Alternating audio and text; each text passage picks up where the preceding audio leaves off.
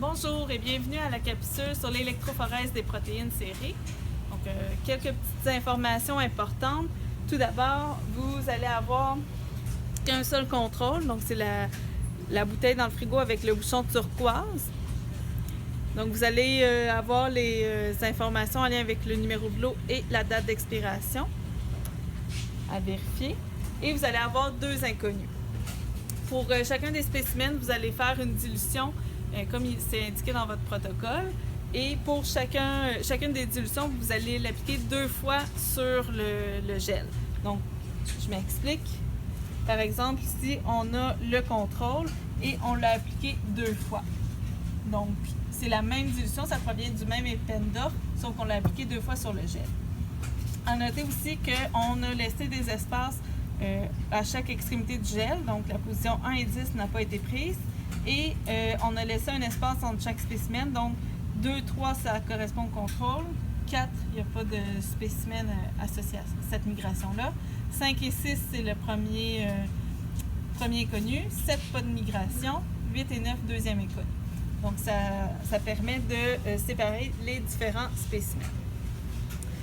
Pour ce qui est du positionnement du gel dans votre chambre à électrophorèse, si vous avez un doute, vous pouvez toujours poser la question. On va venir vérifier votre montage. Ensuite, pour les valeurs cibles, vous avez un carton vert qui vous présente un graphique. Donc, c'est un profil tout à fait normal pour l'électrophorèse. Et vous avez plus bas les valeurs vraiment associées à chacune des fractions. Donc, ce sera à vous de vérifier en fonction des résultats qu'on obtient. Donc, vous aurez à prendre les valeurs cibles directement sur le carton vert. Toujours vérifier le numéro de l'eau et la date d'expiration.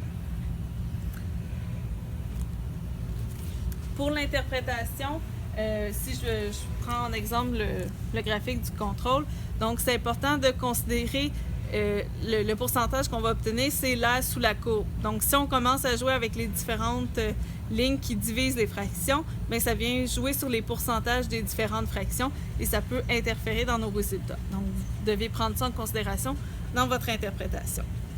Et pour chacun des spécimens, que ce soit contrôle ou inconnu, c'est important de ne pas utiliser une moyenne des deux graphiques. Donc, vous allez avoir 2 graphiques pour chacun des spécimens. Vous prenez celui qui vous semble le plus juste, le plus réel, donc celui le moins erroné, et vous utilisez que les résultats d'un seul graphique, vous ne faites pas la moyenne des 2 graphiques.